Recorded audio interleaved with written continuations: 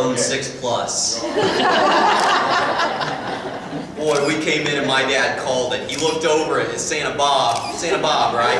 And he said, gosh, look, Santa's here. And I said, you ain't kidding. If he was in Frankfort, I would have him on the Main Street Express, and he'd be going back and forth from our downtown TPA park, keeping kids happy the year round. So, Santa, it's a pleasure to meet you. Jamie, what a great group of people. My goodness, what an honor to be with you today. Jamie reached out to my assistant, Tina Stock, at City Hall, Old Stony in the city of Frankfort, Indiana, and said, I want you to come down, I want you to speak to our Chamber of Commerce group here in the county, in the great city of Martinsville. And I thought, hey, that's great.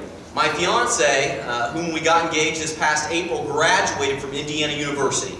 So I made a lot of trips up and down 67 to keep that relationship alive. And next May, if I can keep her dazed and confused until that time, she'll be walking down the aisle. It's such a pleasure to be here with you. I mean, we truly have transformational civic and county leaders in the room today. Mayor Decker, Senator Bray, thanks for welcoming me to the community. And Mayor, I love that line about the weather. I'm going to use that in the future. I really am. I'm so proud of my hometown. I'm proud of the city of Frankfort. We're the home of the hot dogs. We're a city of about 16,500 people. We have a dynamic industrial park. We have young people that want to get involved. But when I was a junior and senior at Butler University, I started to perceive some things that worried me. The energy just wasn't there in the community. The livelihood in the downtown was starting to drag. I looked at the good old boy network. The good old boy network. You hear this term utilized a lot. And I wanted to come in and I wanted to shake things up. You see, when I became a freshman at Butler University, the only thing I wanted to be when I grew up, I wanted to be a doctor. My mom was a school nurse, and now she's a nurse at St. Vincent's on 86th Street in Indianapolis. I wanted to be a doctor. I wanted to help people. I wanted to help people in their greatest time of need. Going through Butler University, I myself had some health problems. I spent a lot of time at Riley Children's Hospital. Spent a lot of time at the Mayo Clinic in Rochester, Minnesota. Spent some time out at Johns Hopkins Medical Center in Baltimore, Maryland. Faced some very serious things. By the grace of God, I am in front of you today. Okay? First and foremost, I give all the glory to my Lord and Savior Jesus Christ for where I am today. Without Him, I would not be. So when I became sick, I said, you know what? I don't want to spend any more time in a hospital. I'm tired of seeing white coats. I was tired of the smells. I was definitely tired of the food. Definitely tired. So I thought, you know what? I'm going to take some leadership courses at Butler University. I'm going to immerse myself in leadership because I always found it intriguing. Studying the great leaders of our time, from General Patton to President Kennedy, to Cleopatra, to Niccolo Machiavelli, that said it is better to be feared than it is to be loved. That is a leadership style. I don't agree with it, but it is a leadership style. I fell in love with the idea of being an effective leader. And so I thought, why not go back to my hometown and make a difference? And my idea at the time was, Chris, maybe if you work hard enough, maybe if you bring effective leadership to your community, you won't be remembered as a politician. Maybe you'll be remembered as a leader who dealt in public policy. And that's how it all started for me. And so when I went back, I want you to know right now, my father's here with me today. I'm so proud we got to make the drive down. We're going to go to Mike Lanham's house afterwards and check out his deer collection. It's going to be a great day. It's going to be a great day. But here's the message I want you to carry to young people. Not just young, or young at heart. We need a new generation of leaders, period. We need to continue to surround ourselves with the elders that have made up our community. We definitely don't want to brush them to the side, so don't mistake me today. We need their wisdom, but we need to engage more people in our communities if we are to not only move our local communities forward, but our state forward and our nation forward. I didn't come from a political background. I'm a conservative, I'm a proud Republican, but more importantly, I'm an American. My family is your average middle-class family in the city of Frankfort. My father was a golf professional growing up, so when I heard we have an LPGA member here in the room, that was pretty neat. I like that a lot. So I grew up around the golf course in the city of Frankfort. Our young people can get involved. They need to get involved. So I started knocking on doors. I probably wore out 3 good pairs of Reebok sneakers in my primary election and my general election. And I faced a lot of tough things. You know, people said he's too young, he's too immature, too little experience. Well, political experience nowadays isn't really the best tagline to have hanging on your back. So I developed a plan for the city. I said, you know what, if you give me the honor of leading my hometown, I'm going to base my administration on 4 cornerstones. These 4 cornerstones I believe to be pertinent to every small community across our country today. And that's economic development, neighborhood revitalization, citizen voice, and communications. Boom, boom, boom, boom. And I said, here's what I'm going to do. I'm also going to put a layer of transparency in place. I didn't bring copies because I have this big recycling initiative going on right now. And we want to save trees. But get on frankfort-in.gov and check out our administration's 100 and 200-day plan. I said, if I get voted into office, here's what I'm going to do 100 days at a time. Based on those 4 cornerstones, and we're going to grow our community. And that did a couple different things. It showed people that I had a plan of action, that I wasn't just this hope and change guy, even though I believe in hope and change. There's got to be some substance to that. There's got to be a vision of where we're going as a community. So it gave people that level of transparency, and then it did something cool as well. It allowed the people to perceive the vision we were going towards in the city, and they started calling the mayor's office, and they said, Mayor, I see on your 100-day plan, you have Operation Spring Cleanup that's going to help with the neighborhood revitalization. You know, I have a chainsaw and I have a couple free days. I can help out in this volunteer initiative.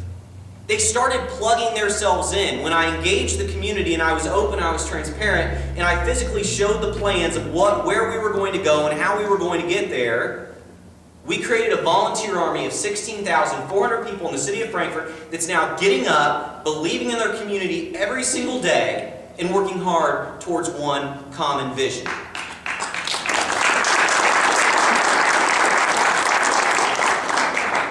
So that's a small snippet of what I did.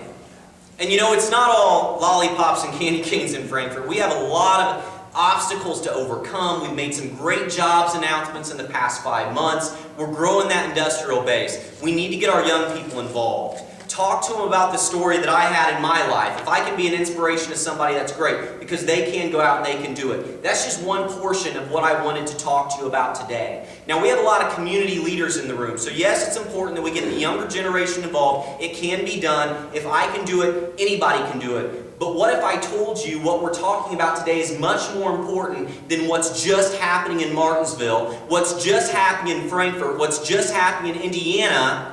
What we're trying to do, what you and I are trying to do on a daily basis, is really trying to re-win the world. Re-winning the world. Does anyone know the GDP of the United States, our gross domestic product?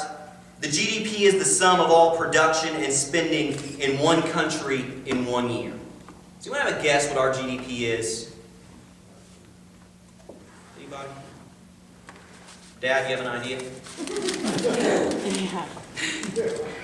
$14.62 trillion. $14.62 trillion.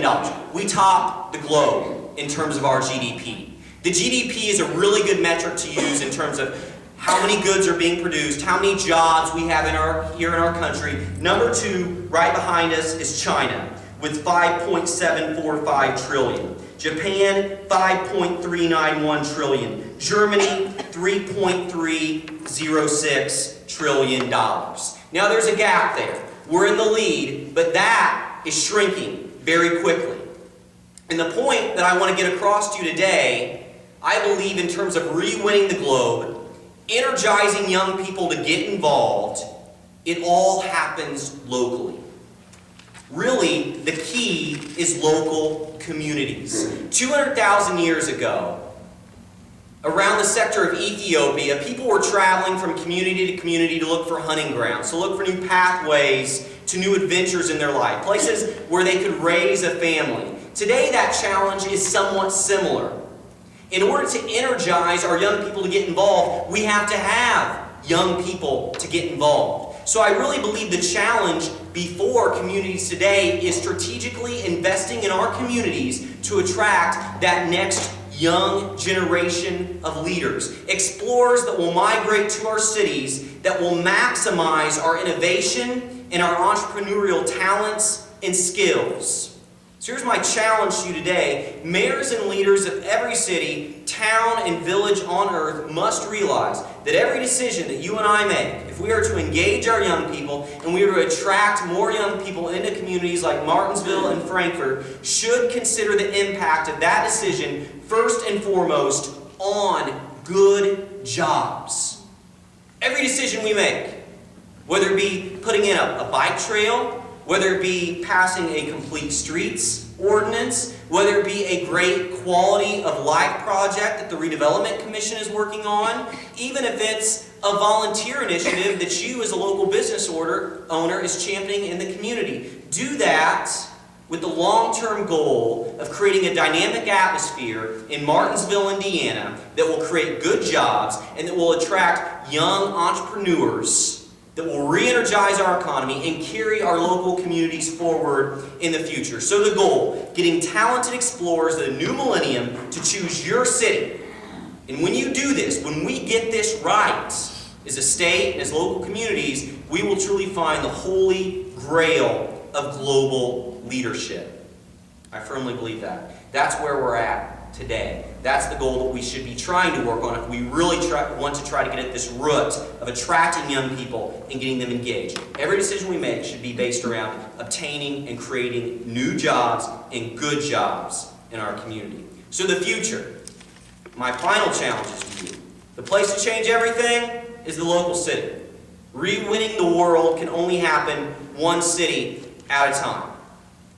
Now also, when I was running my campaign, and today in my administration, I have found that it's all about who you surround yourself with. So young people that are out there that are thinking about getting involved in politics, surround yourself with the right people. I have a ton to learn. I try to grow on a daily basis as a leader in my community, as a champion in my community. And this is where you all come into play so very much. If we want to create good jobs in our communities, if we want to get our young people energized, it comes down to the tribal leaders in our communities.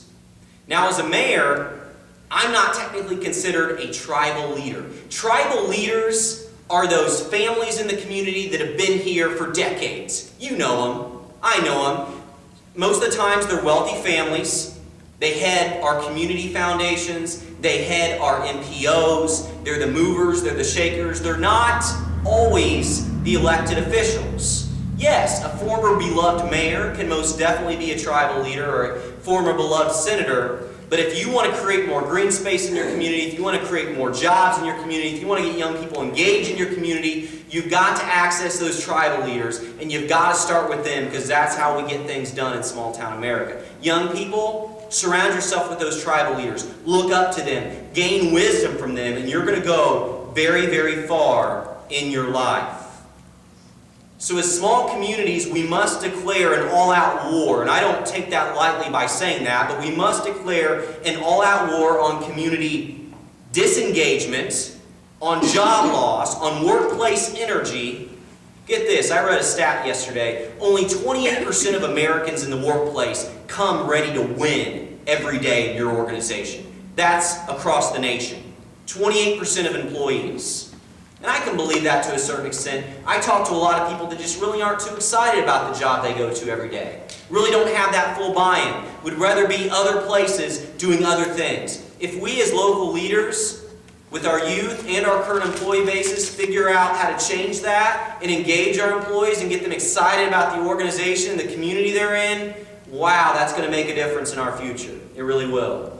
On healthcare costs, we must continue to battle that, and on low graduation rates. But again, creating jobs. You know, even our educators, if you're here today and you're the superintendent of the school systems here locally, think about jobs. Not only think about that core curriculum and what you're teaching your children now, but how will that create a good job opportunity for them in the future? Good jobs are the #1 social value. So the plan of attack, I'm going to give you 4 things. Number 1, recognize that the most important solutions are always local. They're always local. We should stop depending so much on our state government and on our national government. Grants are great. I go after grants on a weekly basis in the city of Frankfort. But after a certain period of time, free money makes you very dependent. And I believe all solutions are local. amongst our tribal leaders, amongst our local elected officials, we can figure out how to get things done, to tap into energy and potential that we never knew was even there. And also, you get wrapped up in bureaucratic processes through free money, right? You don't end up controlling your project. The person that's giving you that money controls the project and all the red tape and the hoops you have to jump through. Again, Senator, we're thankful for those grants. Don't get me wrong. Keep it coming. Flow more money into NDOT. They always need more money. We were talking about that chip and seal job done on 67 a little bit ago. That's okay. You never get everything you want. But don't become so dependent on state and national government. Number two, have your whole city wage a war for jobs. We've got to wage a war for jobs in our country, in our local communities. We need to increase our GDP. By the data that I read, we need to increase our GDP by 5% in the coming years to continue to be the leader of the free world. That's what's at stake, ladies and gentlemen. And we can't depend on President Obama. We can't depend on our senators. We got to depend on the local leaders in Martinsville, Indiana, and Frankfort, Indiana. I'm telling you, that's how we're going to change this country. Number three, align efforts citywide. And you guys are great, obviously. You're a step ahead of the game. You get these great groups together. You get great dynamic conversations happening. You have to understand that unilateral vision that your community has, and you have to get everybody bought into it so their actions on a daily basis are aligning with that vision. So get everybody in line. And number four, don't allow your local constituents, the people you serve, to again look to Washington, D.C. for the answers. I'm going to continue to hit home on that. So if we do those things, I believe we are going to tap into that young potential in our communities and get them engaged. But more importantly than that, I don't think the question is getting the people that are engaged that are already here, but strategically investing and creating good jobs so we're attracting younger generations to communities like Frankfort and Martinsville. They're going to pick up the plow, they're going to pick up the hoe, and they're going to keep carrying our country and our communities forward. I firmly believe in that. We have a lot to fight for in this nation. We're doing good things here in the Bible Belt of America. Driving through the downtown today, Mayor, I got to tell you, I sense a feel of optimism in the air. I truly do. And I want to commend you all for that very, very much. I look up to you. Know that you always have a friend in Hot Dog Land, the city of Frankfort.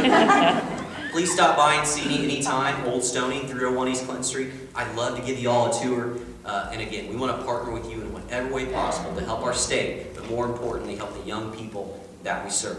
I'd like to open it up to questions now. If anyone would have any questions, Jamie, Tracy, do we have time? Or we have a couple minutes? Okay. I preach on Sundays every now and then, so I get windy. So that's decent then. Okay, good. What questions? Any questions? Yes, sir. What was your answer when people said, "Oh, you're too young"? Well, there was a lot of different answers depending on who was asking me. No, I'm kidding. When people asked me if I was too young, well, I said, number one, life is really determined by experiences that you have, right? Your experiences that you go through, the people you surround yourself with, molds the person that you become.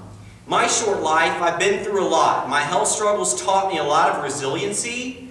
They taught me that life is short and that time is precious and that we must wake up every day, roll up our sleeves, and get to work because we don't know how much of it we're going to have. Number two, I knew I was facing a credibility issue with my age. And that's why I said, okay, here's the plan. Neighborhood revitalization, economic development, citizen voice and communications. Boom, boom, boom, boom. Here's my 100-day plan. Here's what I'm going after in the city.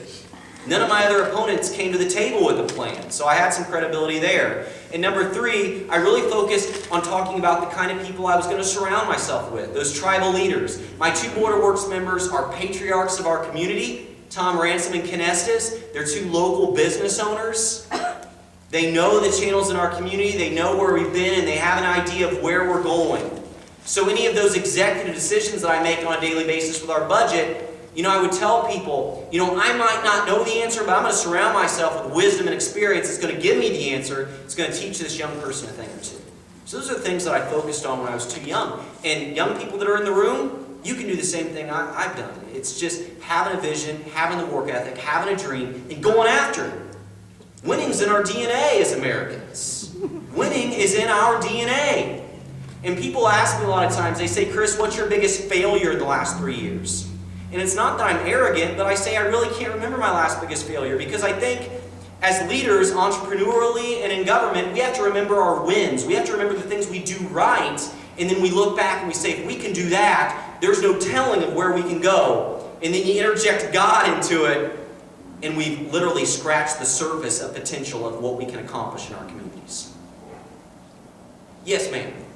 Did you introduce any initiatives in high school and the middle school to help these young people starting at like a junior, JCs, Interact? Great question. Thank you for that. So number one, we put into place a job shadowing program. So students can call my office, and what I did was I called about 100 businesses locally, and I said, would you mind if a young person came and job shadowed you? And so I will have students call my office, and they say, Mayor, I'm interested in auto mechanics, or I'm interested in nursing. And my assistant has a long list of businesses that are willing to let that person shadow. We'll connect those two. And then just putting those young people in professional situations with good mentors, I think they learn a lot about themselves. And number two, take a look at a program, and our Lido, Shan Sheridan with the Chamber of Commerce, he and I work hand in hand. We brought a program to the community called Rachel's Challenge. Look into this. It's absolutely amazing. It's a faith-based program. Rachel's Joy Scott was the first young woman killed at Columbine. She was the first young woman. And they went on and they found diaries that Rachel had left. And they have a lot of lessons in these diaries about kindness and about leadership and about joy. Just a good solid message. We brought that program into our high school, and they have a program for the elementary schools as well. There wasn't a dry eye in the room. And the students take Rachel's Challenge. And I truly believe those are lessons learned that they're going to carry forward. And it's like $2,000. So if you get together local businesses and the chamber and government, you can make it happen. Rachel's Challenge. Check it out. Yes, sir. How did you go about getting, or how have you gone about getting younger people involved? Like, I've tried to talk to people, but they just say they're too busy and they have kids that are young, and so they're just so consumed with like kids' sports and extracurricular activities at school and everything. What plan or what's been successful for you in getting the younger generation involved? Great question. So one of the top elements to leadership, no matter what organization you're a part of, is empowerment. Empowerment is a key tool of a leader. Empowerment is really giving the follower the tools they need, whether it be monetary resources or a decision-making appointment on a board, to allow them to become a leader. I think a lot of the times we want young people to get involved because it's this nice fluffy idea, and we say, come on, be a part of this board, but then we don't empower them to make them feel as though they can truly promote real change. So I have a youth council that I work with in the city of Frankfort, and right now we're actually working with the city council to give them a small budget, a very small budget that I will help them oversee, but they'll actually go out, they'll pick a plot of ground in one of our parks, they're going to create a quality of life sculpture that's going to talk about life of youth, it's going to add an artistic piece to our community, and it's going to be something visible that they can continuously come back and see. I asked a group of young people about a year and a half ago to create a city flag. We hadn't had a city flag. They created this amazing purpose, passion, progress city flag of Frankfort that's a nod to our history being the Gem City. And now that was actually voted in by our city council to be our official city flag. We fly that outside of Old Stony. People see that as they come into our community. We fly that out of all of our departments in the city of Frankfort. Again, visibly every day, it's not just young people, we want you to be a part of something because we need you involved in our community. It's here. Here's a small budget. We're going to help you oversee this process. Or here's a CAD program. So go out and design me a flag, and then I'm going to show you the fruits of your labor. I think that's very important with young people. Not only make them a part of the process, but empower them so that they can turn around and provide tangible results that they can see the fruits of their labor. So that's one thing. Ask yourself if you're doing that. I'm sure you are, but we can always become better, each and every single one of us. Great question. Anything else? Yes, sir. Are Sam. there specific activities that you're doing to attract new people into the community? Absolutely. So number one, we're getting very serious about our housing. You know, I think people relocate to a community for two reasons: education and housing. Education and housing. And talking to your Lido, I've been told that you're having some problems with slumlords or rental properties perhaps that are degrading a little bit. We're getting very serious about that. We've actually put a hearing authority in place. I'm sure the mayor's heard of this. He probably already has something like this in Martinsville. But it's a board that actually can hold people very accountable when it comes to the safety of their home. If you have a foundation that's crumbling, if you perhaps have a landlord that lives in Boca Raton and is only around to get that rent check every month, doesn't care about what the property looks like, the hearing authority through the unsafe building law in the state of Indiana gives that authority the power to levy large civil fines and also order issues for demolition of that property. I think the more we better our housing stocks and work in tandem with our local school superintendents, the more young professional families that will draw to communities. I believe that. Yes, sir. So, Mayor, how old are you? I'm 26. You're an old man. My fiance tells me my soul walks with a cane. So I'm not sure how to take that. Any other questions? Yes, ma'am. I know Frankfort was after the Stellar grant, you were close. But what I remember most vividly is your comment that we didn't get it and we're not waiting. We're going ahead and doing our project. So can you talk about that experience a little bit? Yeah, we worked very hard. Stellar Communities is a program, NDOT, OCRA, and the IHCA come together. It's lightning in a bottle for a community. 2 communities receive it every single year. I'm not sure how politically sustainable it is because you're making a lot of communities mad on a yearly basis, but it's an injection of $16 to $18 million worth of funds, and you have to spread it over 3 years. It can be housing projects, quality of life projects, and as the lady alluded to, back in the year 2013, I put together what I believe a very dynamic presentation to our Lieutenant Governor for Stellar.